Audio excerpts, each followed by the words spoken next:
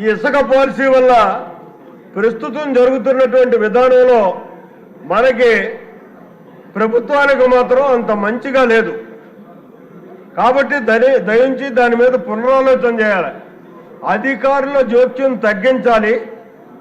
ఏదైతే గత పూర్వ విధానంలో ఎవరికి అవసరం ఉంటే వాడు వెళ్ళి ఇసుక తెచ్చుకునేటటువంటి విధానం ఉండేదో అదే విధానంతో మనం వదిలేసినట్టయితే పై ప్రాంతాలు పై రాష్ట్రాలకు పోకుండా నిరోధించగలిగి ఫ్రీగా ఆళ్లే వెళ్ళి తెచ్చుకునేలాగా, ఆళ్లే తవ్వుకునేలాగా, ఆళ్లే ట్రాన్స్పోర్ట్ చేసుకునేలాగా చేసినట్టయితే ఇసుక వల్ల మనకు మంచి వచ్చేటటువంటి పరిస్థితి ఉంటుంది అన్నది నా ఆలోచన. దాని మీద దృష్టి పెట్టమని చెప్పేసి వినయపూర్వకంగా కోరుకుంటూ, లేదు I have to use my description. I'm sorry. నేను కూర్చోమంటే కూర్చుంటాను, నాకు ఇబ్బంది ఏం లేదు. కూర్చోమన్నా. ఎందుకంటే నాకంటా ముందు మాట్లాడిన వాళ్ళు ఎవరు కూడా నాకంటా సీనియర్లు కాదు. వారికి ఇచ్చిన టైం నాకు ఇవ్వాల్సినటువంటి బాధ్యత ఈ సభకు ఉంది. మీరు ఇస్తానంటే ఓకే, లేదనుకుంటే నేను కూర్చుంటాను, నాకు ఇబ్బంది లేదు. సభకు కూడా రావద్దంటే మానేస్తాను. జస్ట్ ఫినిష్ చేయమని రిక్వెస్ట్ చేస్తాను. సార్ సారీ, 10కి 10 సార్లు నన్ను అడ్డుకుంటే ఏదో నన్ను ప్రతిపక్షంగా చూస్తున్నట్టు ఫీల్ అవ్వాల్సి వస్తుంది. అది కరెక్ట్ కాదండి.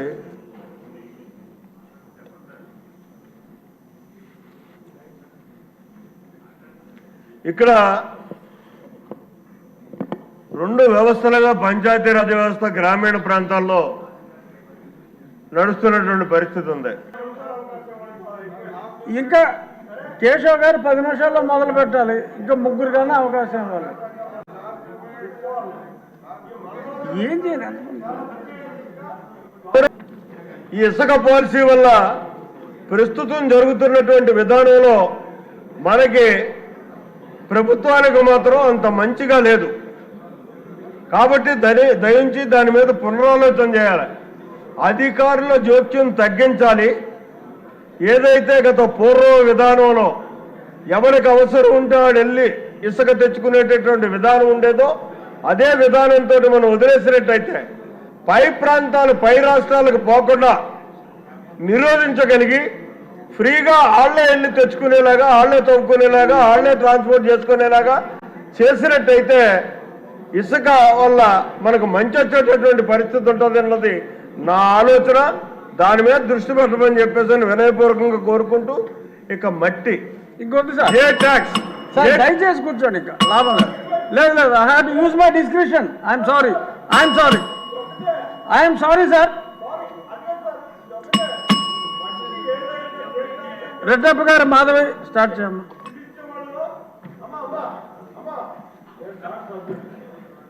మీరు సీనియర్ మోస్ట్ సభ్యులు సార్. ఫస్ట్ టైం ఎమ్మెల్యేలకు అవకాశం ఇవ్వరా? ఏంటి ఇది? కూర్చోండి సార్. మీరు ఒకటి చెప్తారు. ధన్యవాదాలు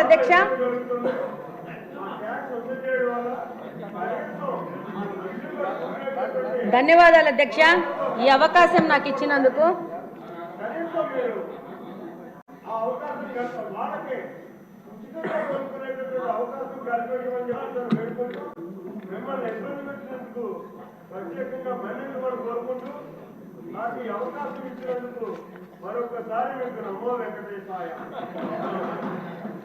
ధన్యవాదాలు అధ్యక్ష.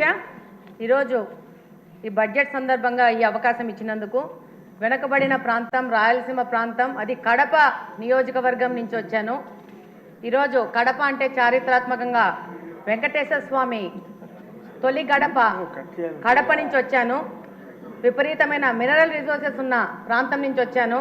కానీ మా నియోజకవర్గానికి మంచినీళ్ళు లేని పరిస్థితిలో మేము చాలా కొట్టుమిట్టాడుతూ ఉన్నాము. దాదాపు బ్రిటిషర్స్ కాలంలోనే మాకు ఎయిర్పోర్ట్ ఉంది, ఎయిర్ బేస్ ఉంది. అప్పుడే డెవలప్ అయిన కడప నియోజకవర్గానికి ఈ రోజు పరిస్థితి ఏంటంటే, మాధవి గారు, ఇది బడ్జెట్ మీద డిస్కషన్. చెప్తాను. మీ సమస్యకి మళ్ళీ టైం దొరుకుతుంది. మీ నీటి సమస్యకి కొంచెం చెప్పండి. కొంచెం చెప్పండి అధ్యక్ష. ఈరోజు దాదాపు 164 స్క్వేర్ కిలోమీటర్స్ విస్తీర్ణం ఉన్న కడపలో దాదాపు ఈరోజు 5 లక్షల జనాభా ఉంది. 1971లో 23,000 జనాభా ఉన్న ప్రాంతం ఈరోజు 5 లక్షలుగా జనాభా తయారైంది. కానీ ఈరోజు బడ్జెట్లో కేటాయింపులు చాలా విభాగాలకు కేటాయించినారు. అందులో భాగంగా ఈరోజు మా ప్రాంతం నుంచి మాకున్న ప్రధాన సమస్యను ఈరోజు సభ దృష్టికి తీసుకురావాలని చెప్పి ఈరోజు మీకు అవకాశం అడగడం జరిగింది. అందులో భాగంగా ఈరోజు మాకు వాటర్ రిసోర్సెస్ గురించి చూస్తే రెండు water resources, Penna river, Buggavanka almost అది ఫంక్షనింగ్లో లేదు. పెన్నా రిసోర్సెస్ వస్తే పెన్నా రివర్కి వస్తే 2 Gandi water works, Lingampalli water works నుంచి మాకు నీళ్ళు వస్తున్నాయి.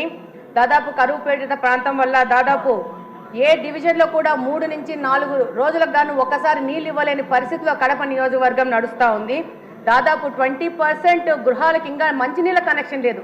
మేము కార్పొరేషన్ దాదాపు 20 సంవత్సరాలు కార్పొరేషన్గా ఏర్పడి 20 సంవత్సరాల నుంచి 10 సంవత్సరాలు కాంగ్రెస్ పార్టీ, 10 సంవత్సరాలు వైసీపీ పార్టీ, కార్పొరేషను అక్కడున్న శాసనసభ పక్షగా వాళ్లే ఉంటూ గవర్నమెంట్లో లాస్ట్ 5 సంవత్సరాల నుంచి అదే పార్టీ ఉన్నా కూడా పూర్తి నిర్లక్ష్యానికి గురైంది. ఈరోజు ఈ బడ్జెట్ సందర్భంగా ఈ యొక్క సమస్యను మీ ద్వారా ప్రభుత్వ దృష్టికి, మిగతా సభ్యుల దృష్టికి తీసుకుపోవాల్సిన అవసరం ఉంది. కార్పొరేషన్ అని చెప్పుకోవడమే కానీ కార్పొరేషన్లో మంచినీళ్ళు ఇవ్వలేని పరిస్థితిగా కడప నియోజకవర్గము ఈరోజు ఉంది. ఈరోజు దాదాపు 95% రామానాయుడు గారు ఆవిడ సమస్య వినండి సార్ కొంచెం. అవును అన్నా, వినండి అన్నా. 95% ప్రజలు ఇంకా తాగడానికి మంచినీళ్ళు కొనుక్కునే పరిస్థితిలో ఉన్నారు. ఎంత దుర్భరమైన పరిస్థితి అంటే వాటర్ ప్లాంట్ల నుంచి వచ్చిన రిమైనింగ్ వాటర్ని కూడా పట్టుకొని పోయి గృహ అవసరాలకు వాడుకునే పరిస్థితిలో కడప నియోజకవర్గం ఉంది. కార్పొరేషన్కి సమ్మర్ స్టోరేజ్ ట్యాంక్ లేదు. మనకు ఎన్నో కార్పొరేషన్స్ ఉన్నాయి. అత్యంత హీన స్థితిలో ఉన్న కార్పొరేషను ఈ కడప నియోజకవర్గం యొక్క కార్పొరేషను. దాదాపు 100ల సంఖ్యలో వాటర్ ట్రీట్మెంట్ ప్లాంట్లు పెట్టుకొని వ్యాపారస్తులు నీళ్ళు అమ్ముకుంటా వ్యాపారం చేసుకునే పరిస్థితి. లాస్ట్ వైసీపీ గవర్నమెంట్లో వైసీపీ నాయకులు స్కూళ్ళని కూడా మూయించేసి దాంట్లో కూడా వాటర్ ప్లాంట్లు పెట్టుకొని నీళ్ళు అమ్ముకునే పరిస్థితులు కడప నియోజకవర్గం ఈరోజు నడుస్తూ ఉంది.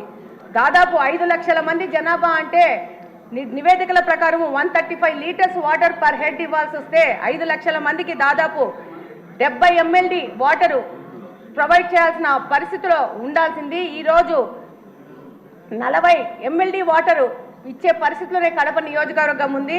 దాదాపు 1943లో గండి వాటర్ వర్క్స్లో బ్రిటిషర్స్ వాళ్ళు అప్పుడు 10-20 వేల జనాభాకు 12 MLDలో ఒక ఇన్ఫ్లేషన్ వెల్స్ కట్టే అదే ఇన్ఫ్లేషన్ వెల్స్ ఈ రోజుకు 2024వ సంవత్సరంలో కూడా అదే 12 MLD ఇన్ఫ్లేషన్ వెల్ ఇచ్చే వెల్నే వాడుకుంటూ కడపకు నీళ్ళు ఇచ్చుకుంటున్నాము. దాదాపు 5 నుంచి 6 రోజులకి నీళ్లు రాని పరిస్థితి. వచ్చిన నీళ్లు మురికి నీళ్లు ఎందుకు వస్తున్నాయంటే డ్రైనేజ్ వాటర్ తీసుకెళ్లి మీ అందరికీ తెలుసు